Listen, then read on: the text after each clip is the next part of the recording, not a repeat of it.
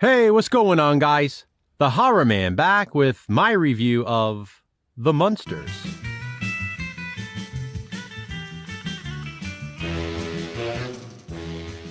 Wednesday is usually the day Jason and I upload our FEARmily Feud videos. As you know, that's the series in which we put episodes of The Addams Family against episodes of The Munsters head to head. We will not be doing that today or throughout October for the 31 Days of Horror. But you can look at this review as a FEARmily Feud bonus. Rob Zombie's The Munsters was officially released yesterday. Technically it's today, the day I'm filming this video, but you won't see this until tomorrow. Jason and I were so excited for this. We couldn't wait to buy our copies, rush home, and watch it together. We've been anticipating this one since it was announced, and following the progress of the film. We saw the set photos, watched the trailer. We could not wait. Unfortunately, the entire time, throughout pre-production, production, and post-production, people were already trashing the film. They complained that Rob Zombie was the writer and director. They thought it would be too much like his other movies, despite the PG rating of this one. They complained about the casting, simply based on the on-set photos they saw. They complained that the movie was going straight to Netflix and Blu-ray and not getting a theatrical run. They complained and complained and complained before they even saw the movie. Well, I hope at least some of you complainers are mature enough to admit you were wrong, because Rob Zombie's The Munsters was amazing. Honestly, I expected to like this a lot. Not just as a Rob Zombie fan, but because this was a passion project for him. The original The Munsters TV series was a favorite of his growing up, and he wasn't going to mess it up. If anyone was going to get the specific details right, it was Rob. Like I said, The Munsters is rated PG, so it is not like his other movies. This is a family-friendly fright film.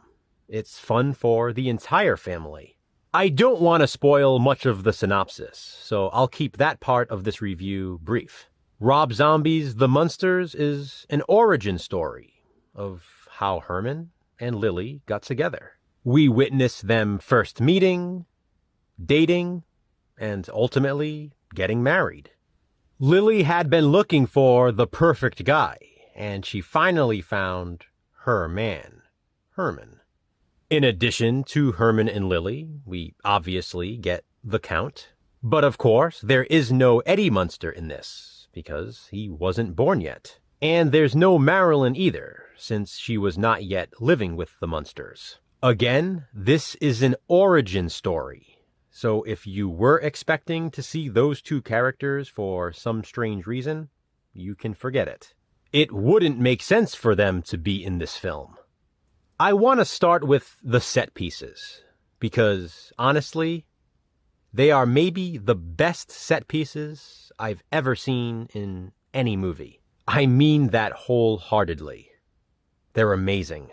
The bright, vibrant colors of not just the sets, but the characters are also incredible. Rob said he intended for this to look like a live-action cartoon, and he succeeded in doing so. This movie is like a carnival for your eyes. The casting that everyone trashed so much was perfect, in my opinion. All of you Sherry Moon zombie haters should really rethink your stance on that after this. She's fantastic as Lily Munster, as is Jeff Daniel Phillips as Herman, and Daniel Roebuck as the Count. Jason said this while we were watching it, and I completely agree. I cannot picture anyone else in those roles. They all nailed it, and I'm extremely impressed with all of them. Every time Jeff Daniel Phillips did the Herman Munster laugh, I laughed out loud myself. Like I said, perfect casting. It was awesome seeing Richard Brake as a mad scientist, but I'll leave it at that. Jorge Garcia was great as his assistant, Floop. I love that Lily's brother, Lester the Wolfman, has a role in the movie. And there are other ghouls and creatures throughout. The setting really is brilliant. There's no other way to describe it. Rob Zombie also used actual animation sparingly throughout the film. It's his attention to detail, though, that was most spectacular. The movie is shot so beautifully. If you still refuse to acknowledge Rob Zombie's talents, then you're simply in denial at this stage. Not only do we get to see how Herman and Lily met, but we also learn how they acquired Spot, the family pet. I thought that was a cool touch. We even get to witness the transformation of Igor into the Bat. I had a smile on my face the entire time I was watching this film. And as Jason and I were watching it, I thought to myself, there is no possible way this could get any better. And then it did. The third act of the movie is literally set on Halloween. Cassandra Peterson, also known as Elvira, has a role at this point. And Pat Priest, the original Marilyn Munster, lends her voice for a role. Rob Zombie always does Halloween right in his movies, and The Munsters is no exception. The decorations, the trick-or-treaters, the Halloween party, it's so awesome. The Munsters is genuinely funny. There are laugh-out-loud moments. It's a horror comedy with actual humor. Fans of the original series, The Munsters, should love this movie. And those who have never seen it should love it too. Horror fans, no, movie fans, in general should enjoy this. Especially those of us who are Halloween fanatics. This will undoubtedly go down as one of my favorite Halloween season watches each year. And it's a movie I know I'll be watching throughout the year. The rewatchability of The Munsters is endless. I can see myself watching this one time and time again. In fact, I already can't wait to watch it again. I loved it so much. This is my favorite movie of the year so far. I don't see it being surpassed at this point. I truly don't. I'd be shocked. If this were a positive spin video, this would be the point where I say, but you don't have to agree. This is just my positive spin. But this isn't a positive spin. So I really hope you do agree.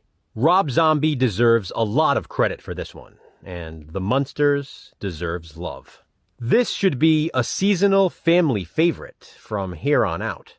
There is so much more I'd love to say about it, but chances are, with all of the negativity out there, Jason and I will be giving this one a positive spin at some point.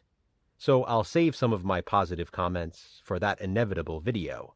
No matter what I say here, I'll feel like I'll never truly express how much I enjoyed this. This review and that future positive spin won't do it justice. Until then, though, what are your thoughts on Rob Zombie's The Munsters? Have you seen it yet? And if so, what do you think of it? Comment below and let me know. Thanks for watching, guys. Hit that thumbs up and be kind. Subscribe.